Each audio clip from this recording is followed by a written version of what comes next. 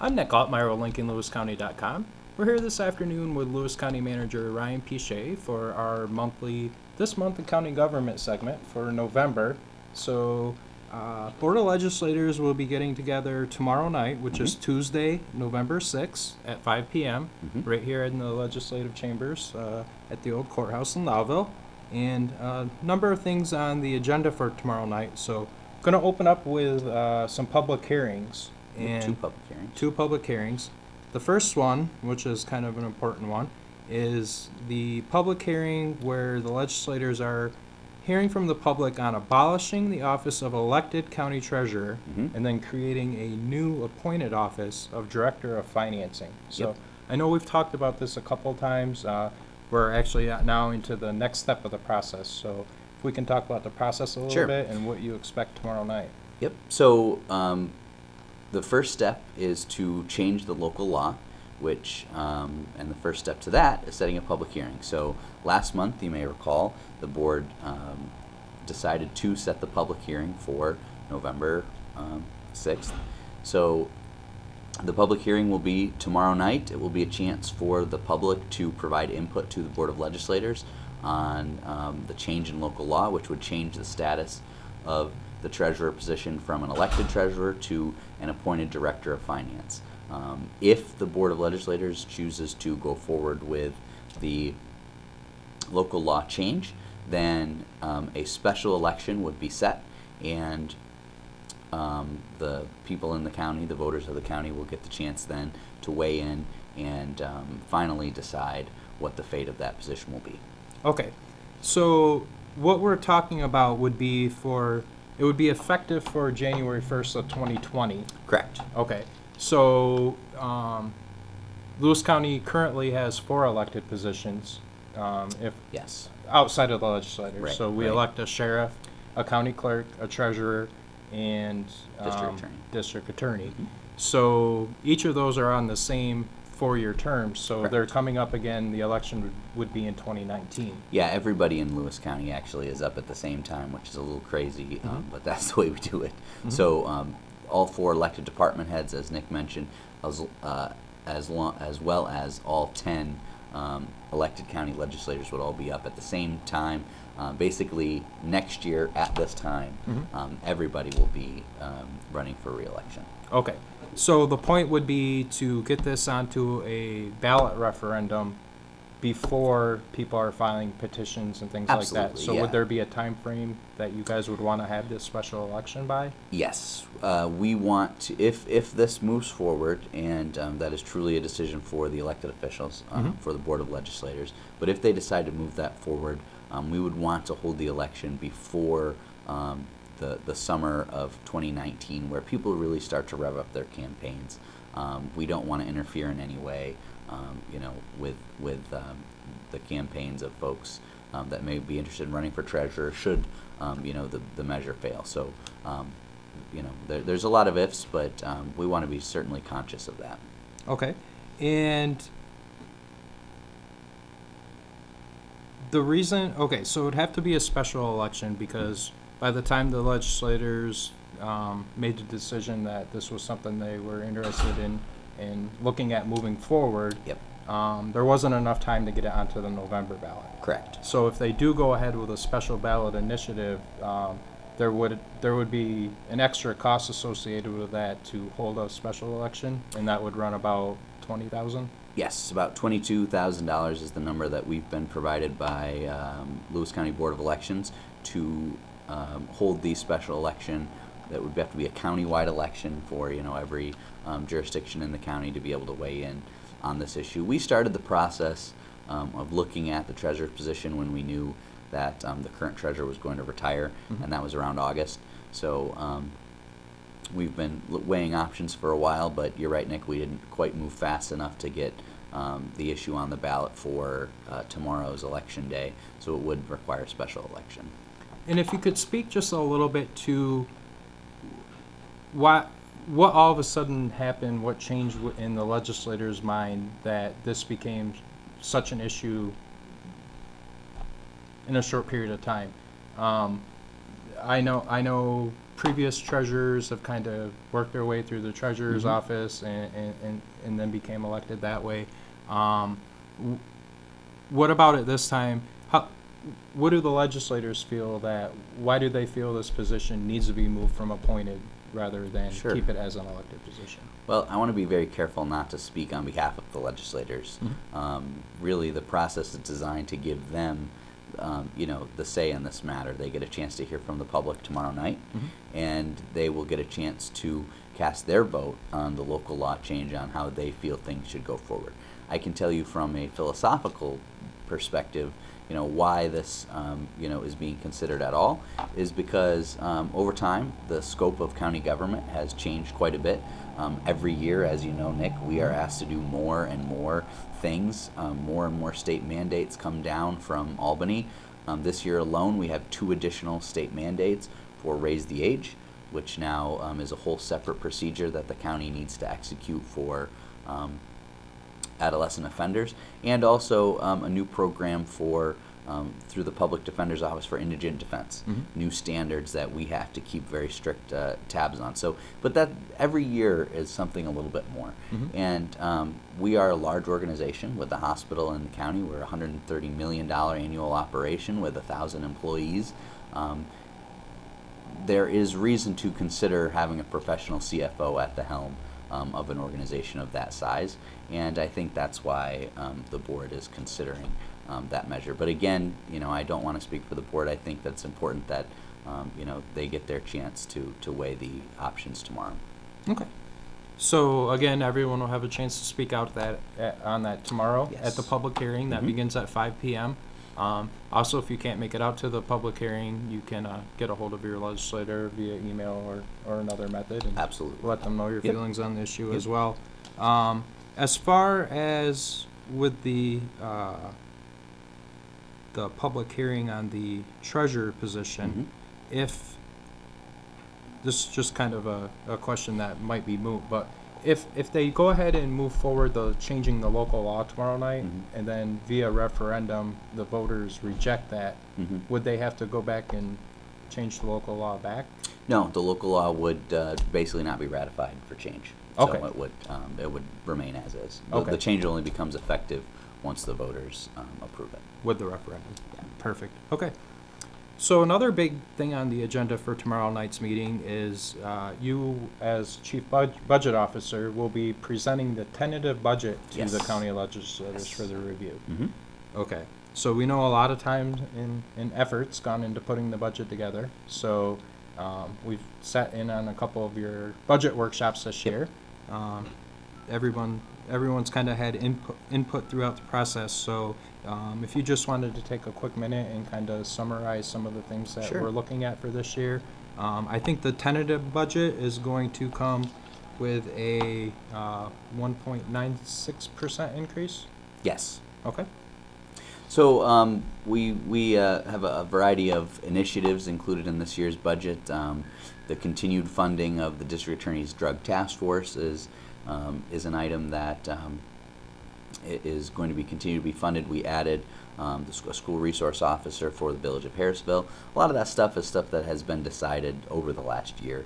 So there's really nothing new programmatically that's being proposed in the new budget. It's a lot of continuation of things that have been started throughout the year.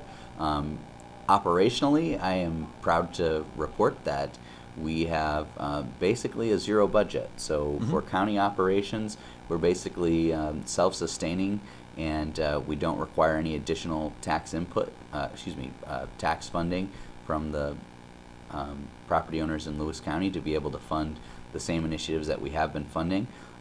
We've been able to save some money through working with our partners at the hospital to make some changes in our health insurance plan that have really helped to keep costs down there. Our solar project has come on board, which has created some savings for us, and sales tax remains very strong, which has gone a long way to help us balancing the budget. We are, however, as you noted, Nick, we are proposing a 1.96% tax increase, and the reason for that is that we really need to start reinvesting in our physical plant here at Lewis County. We worked through Burning Your Car to get a study of our physical plant and the needs of our buildings and grounds in Lewis County, and it came back really about where people expected. We need to start making some investments, or else, these buildings aren't going to be able to serve us for a whole lot longer. So the 1.96% tax increase represents $300,000, which, as proposed, would be set aside specifically for buildings and grounds repairs. So Capital projects. Capital projects. So Okay. if that very So we well have some could be- furnaces that are getting outdated, HVAC units, Absolutely, things along those absolutely. And natures. we've talked a lot about a new Building. a new county office building, and if we go down that road, then we'll certainly need some money available for bond payments. And so it's better to ramp up gradually than to hit everybody in the county with a 7% tax increase all at once. So that's the logic And the behind the 1.96%. So even with a 1.96, if that is the way that the budget ends up going through this year, that's still well below the 2.44% cap that is available this year on the property. Yep, tax cap. exactly, Nick. So a lot of people think that the property tax cap in New York State is always exactly 2%. That's not necessarily the case. It's either 2% or the rate of inflation, or sometimes when you have pilots where properties go on or off the tax rolls, that can affect your percentage of increase for the pilot. This year, our percent that we could have gone up to and still remained under the tax cap was 2.44%. At 1.96%, we're still leaving quite a bit of cushion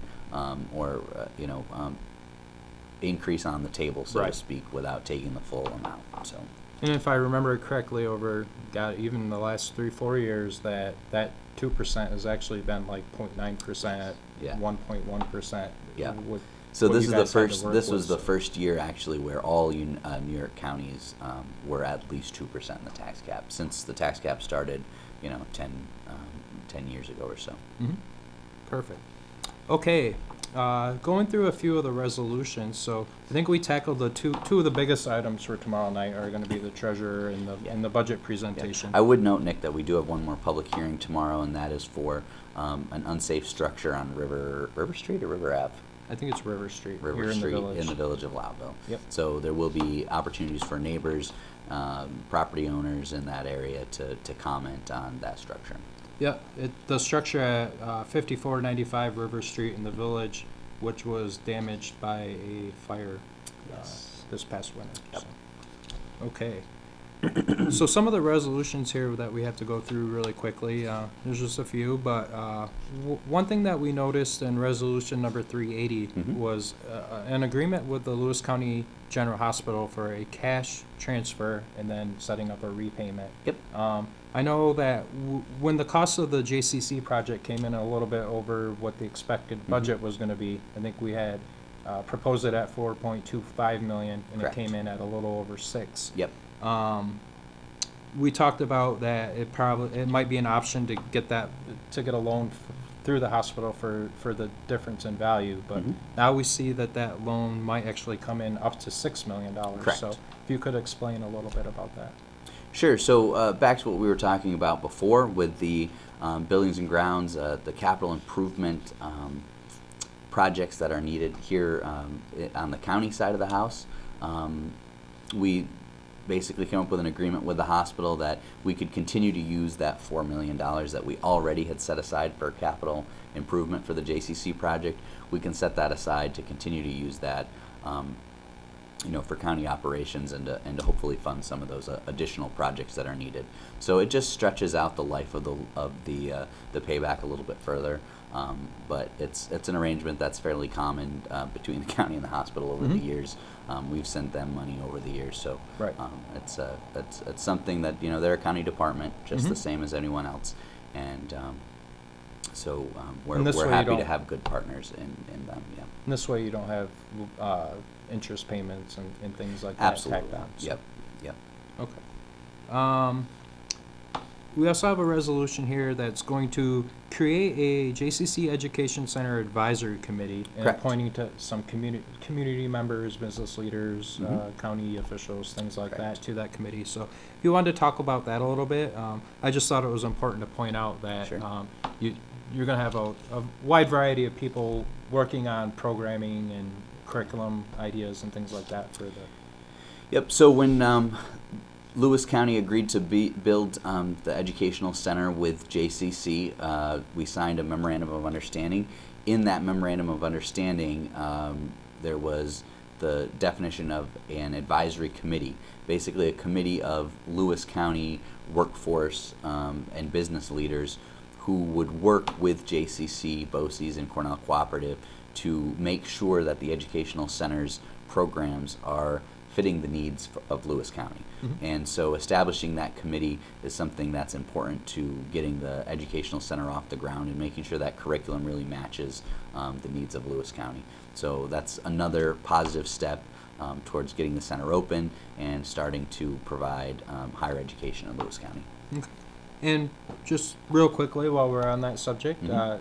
every time we drive by, it seems like this center is coming more and more together. And It is. So I guess we'll just ask, everything's still looking for a spring opening, January opening? Absolutely, yeah. We remain on track. If you haven't been up to the building lately, you will notice that the pavement in the parking lot is complete. It's all paved. Mm-hmm. You'll notice that the outside is almost completely buttoned in Yep. with insulation and siding. They'll be putting on the finishing siding and roof later this week. On the inside, you'll notice that the walls are all studded out. The HVAC and plumbing has been hung from the ceilings. Now they're working on running electric and plumbing through the walls. Mm-hmm.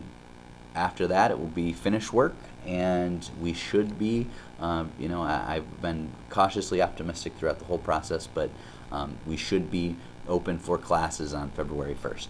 So January completion date, Mhm. we'll hold a ribbon cutting ceremony, and then we'll get, people started into the programs in February. Very good. All right. Next resolution we have on here, and we just bring it up because we always like to add or announce when there's addition to the county ATV trail system. Yes, So yeah. we have a property called the Rodman Runnels property on the Fitch Road in the town of Leiden, and that's going to be added into the trail system. Correct. We've got the negative declaration on environmental impact, and the board will vote after, I think, public hearing to add that property to the ATV system. Okay. Another resolution is just an agreement with South Lewis Central School District for their SRO position, and that's just a contract or a MOU with the county through June 30th. Correct. Okay. So we ran that concurrently with the Harrisville SRO Yep. MOU that we have with the Harrisville School District. Basically, we want to reevaluate our position on school resource officers at the end of the school year, the 2018-19 school year, and just make sure that we're all on the same page. Okay. As far as school budgets go to vote generally in May, would the county have some sort of policy in place before then? So that's to let why, them know yeah. So that's why we tried to run our. Actually, they vote in May, but I think their fiscal year is June 30th. Right. So our agreement will end on their fiscal year, so that we can get on the same cycle. Right. Because right now our cycles are off, and it's created a little bit of confusion Right. with the budgeting process, and we want to make sure that, like I said, we're all on the same page with the budgeting for those positions. Okay. So is the county still under the understanding that they're going to be developing some sort of uniform policy for SROs? I think so, yeah, and that's why we made both of these agreements with Harrisville and South Lewis conclude at the end of the school year. Okay. So that But if they're- they want to continue them next year at their own expense, that would be something that would go in to their Correct. budget voters. Correct. In Correct. May. But if we ran it till the end of the year, then we'd be off 6 months again, and Right. we'd be right in Right. the same boat. So we're Okay. trying to bring some uniformity to the school resource officer process. Perfect. All right. The last thing that kind of caught our attention in there, and it's not a done deal yet, but it's just the board's authorizing the Lewis County Public Transportation System to apply for a grant. Mm-hmm. So they're going to be applying for a $1.4 million grant, and with that grant money, they'd like to purchase 8 buses, 2 wheelchair vans, 8 Wi-Fi modems, a farebox vault, 11 fare boxes, an LED terminal sign, and 6 bus stop shelters. Yep. And also develop a public transportation app where you can see real-time data of where the buses are and things like that. So we have had a ton of progress in the Lewis County public transportation system over the last 18 months since I've been here. Certainly, I'm sure the momentum started before then. And we've been very successful applying for grants. I think that this is a good ask. You know, you certainly can't hurt to apply. Right. But we've been successful in the past. This year we bought a new transportation van. We are putting up bus shelters and got money for signs indicating routes. So we've been quite successful getting grants, and this would be another step in the right direction. Perfect. All right. Well, I think that pretty much wraps up everything that's kind of on. Obviously, you guys have some just general monthly business that you'll be taking care of and things like that too. But that, for the most part, wraps up everything that really jumped out at us through the resolutions here. So, is there anything else that you wanted to add for tomorrow's meeting, or any upcoming events county-wise going on this month that you wanted to let people know about? Or? I would have to look at my calendar, but I don't think so. I think we're all set. Get out and vote tomorrow. Make sure you set the time and check Nick's website or the County Board of Elections website for your local polling place. Yep, perfect. All right, Ryan. Well, we really appreciate your time today, and thank you very much. You bet. All right.